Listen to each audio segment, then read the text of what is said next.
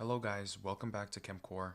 This is the explainer video for the electrons and bonding topic from Unit 1 of Organic Chemistry.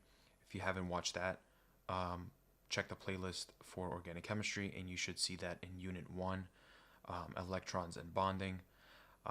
Before we get started with this video, I think it should be useful for us, going through this worksheet, to maybe define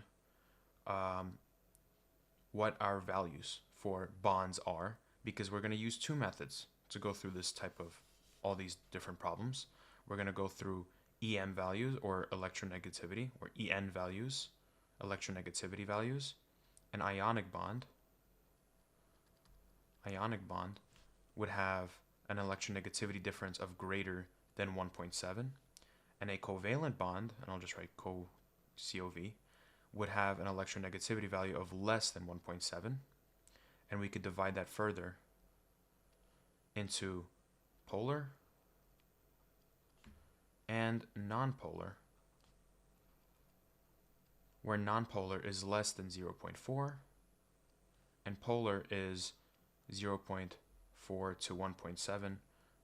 We would usually start at 0.5 and describe polar, but we can also describe this as metal and nonmetal, and a covalent bond as nonmetal, and nonmetal. And we'll just go through all of these problems using these two different methods to describe what kind of bond forms between the two. On my screen, you guys don't really see it, but on my screen I have the Pauling electronegativity scale. You should probably pull these up to do the worksheet. You could probably use the other method to do the same way, but it would be useful for you to be able to definitely tell yourself what kind of bond forms between the two. So carbon, according to the scale, has an electronegativity value of about 2.5, and oxygen has about 3.4. The difference is about 0.9, somewhere around there. The more electronegative element is oxygen, which we'll just write O. The less electronegative element is carbon. And the type of bond, well, 0.9 should be covalent, so we'll just write COV. And in specific, this should be polar, because it's between, I guess, 0.5 and 1.7. But another way we can really think about this is, well, we have a nonpolar element and another nonpolar element. And when two nonpolar elements form a bond, it's usually covalent. But using the electronegativity values would be pretty much a surefire way of being able to tell what kind of bond we have. Next problem, sulfur has an electronegativity of about 2.6, and hydrogen has an electronegativity of about 2.2. Our more electronegative atom is sulfur, and our less electronegative atom is hydrogen. The difference between the two is about 0.4. It's a little greater than 0.4 because sulfur is a little bit more electronegative, so we're going to call it covalent. And polar, because it's in the range of the polar covalent bonds. If it was less than 0.4, then we would consider it nonpolar, but there is still some uneven sharing of electrons. The next problem, oxygen, once again we'll use 3.4, and hydrogen once again we'll use 2.2, and the difference between them is 1.2, which is strongly polar covalent. The more electronegative atom is oxygen, and the less electronegative atom is hydrogen. Once again, this is covalent and polar. Next problem, hydrogen, once again 2.2, and fluorine, this is your most electronegative atom. It has a electronegativity of about 4, and you don't really have to think about this that much. Fluorine is definitely going to have a polar covalent bond with anything except, well, itself, fluorine. So the more electronegative element is definitely fluorine, and the less electronegative atom is hydrogen, and this is again covalent and polar. The next problem we have, let me undo that. The next problem we have sulfur, which is, once again, we'll use the value of 2.6. And cesium is Cs. So let me just find that on my periodic table. It has a electronegativity of about 0.8. 0.8. And so the difference is 1.8. It's a pretty big difference. So the more electronegative element is definitely sulfur, and the less electronegative element is definitely cesium. And this would be in the range of definitely ionic, right? Way above covalent bonds. Well, not way above, slightly above covalent bonds. And so we would call this ionic. And that's all we have to write for this. And notice that we had sulfur, a nonpolar element, bonding with a polar element, forming an ionic bond. Good rule of thumb to follow. Chlorine has an electronegativity of about 3.1. Bromine has an electronegativity of about 3. It's 2.96. So we're kind of rounding down chlorine and rounding up bromine. Kind of makes it equal, I guess, in our head. Chlorine is the more electronegative element, and bromine is the less electronegative element. And the difference is literally just 0.1.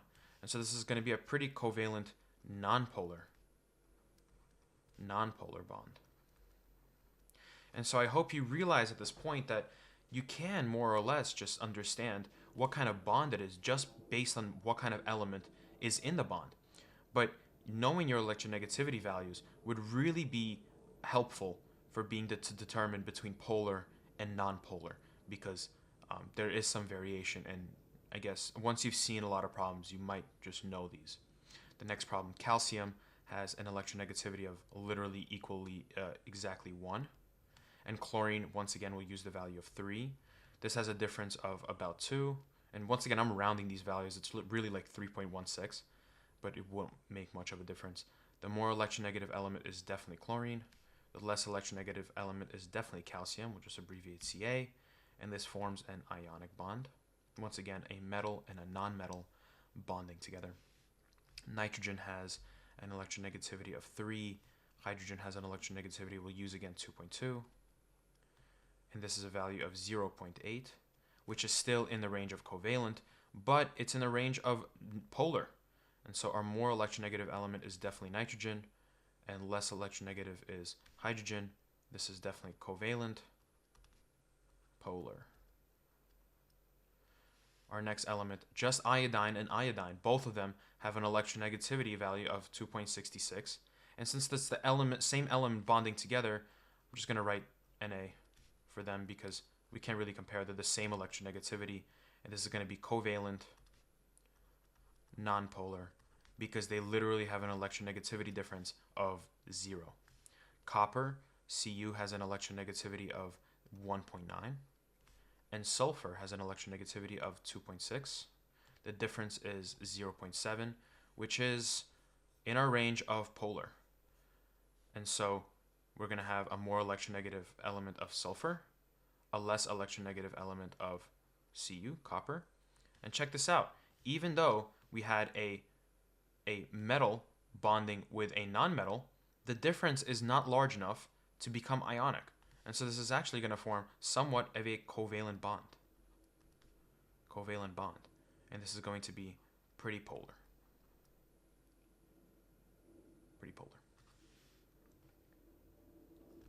HF, H is hydrogen. We have an electronegativity of 2.2, and fluorine has an electronegativity of, once again, 4. This is a difference of about 1.8. Very strongly covalent.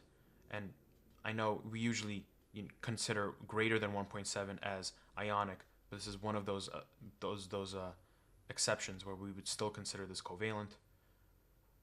We would have fluorine as more electronegative, hydrogen as less electronegative, and this would be covalent and very, very strongly polar. MgBr, this is magnesium, which has an electronegativity of 1.3, and bromine, which has an electronegativity of 3. And we can just subtract one of these from magnesium because magnesium is the central ion and has a difference of 1.7. And this is going to be an ionic bond. The more electronegative element is definitely bromine. The less negative element is magnesium. And this is going to be ionic because we have a metal and a non-metal bonding together. Oxygen, once again, it's the same element bonding together, So we're going to have no more or greater, because well, they're literally the same element. And so they're going to form a covalent, very nonpolar bond. Aluminum trifluoride, this is 1.6, while fluorine is once again 4. This is a difference of pretty big difference, 2.4. Fluorine is our more electronegative element, while aluminum is our less electronegative element, and this is strongly ionic. Phosphorus triiodine, I think. This is an electronegative negativity value of 2.2, and iodine has an electronegativity value of around 2.6. We'll call it 2.66. It's kind of hard to round, and so we'll call this 0.4 difference. Our more electronegative element is iodine and phosphorus, and 0.4 falls within the range of polar. So we would call this covalent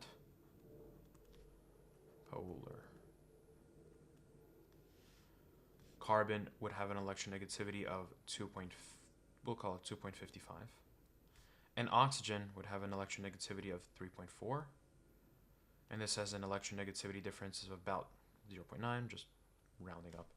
Oxygen is definitely more electronegative. Carbon is the less electronegative.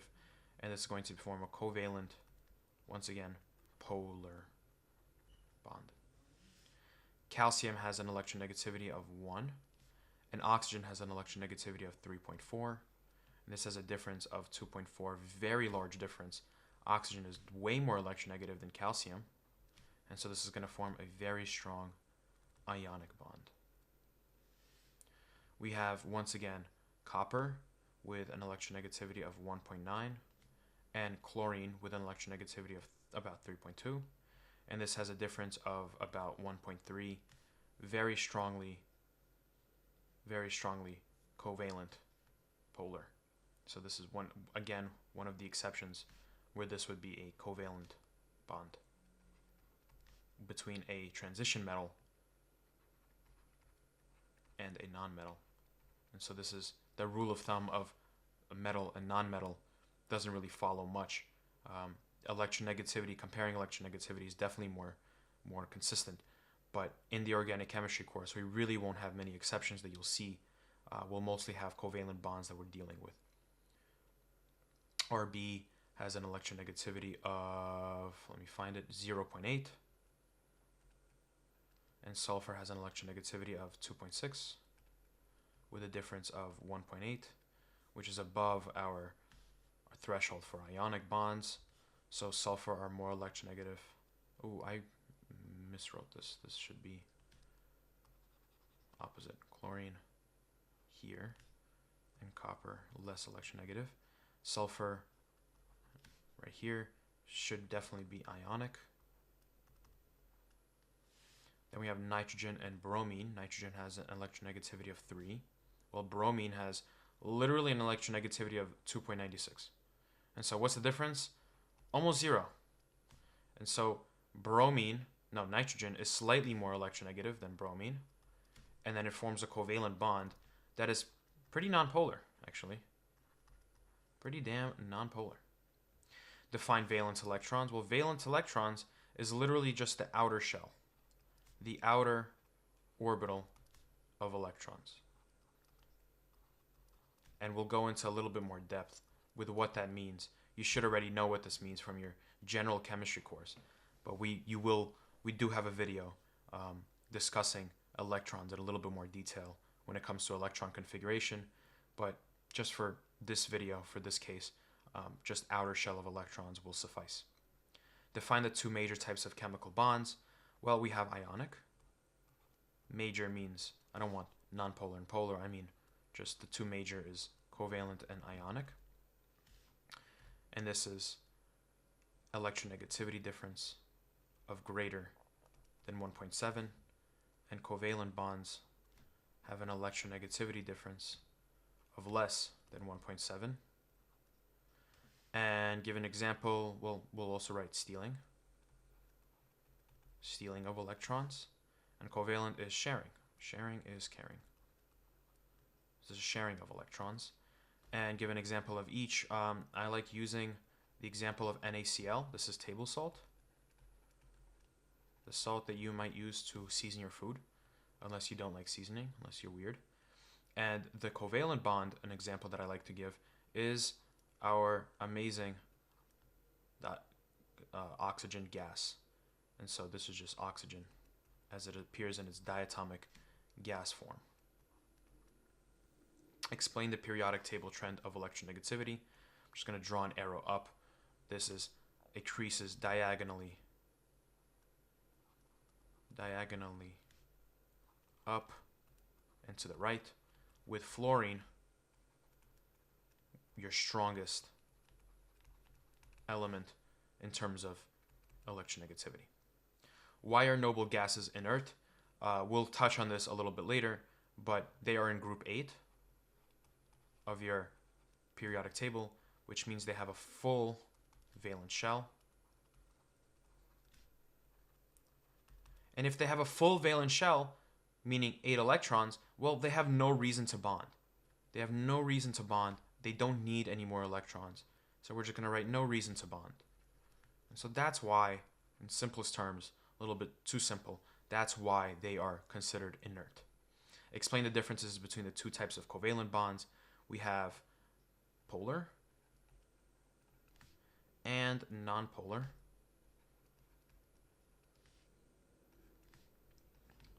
And polar has an electronegativity difference of between 0.4 and 1.7. We're going to write En. And nonpolar bonds have an electronegativity difference of less than 0.4. And we can also define this as unequal sharing, and nonpolar as more or less equal sharing.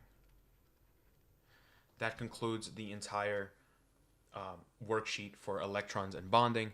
Once again, if you're having struggles with understanding this concept, maybe go back to the video and watch it twice, see if that helps, and try to redo this worksheet.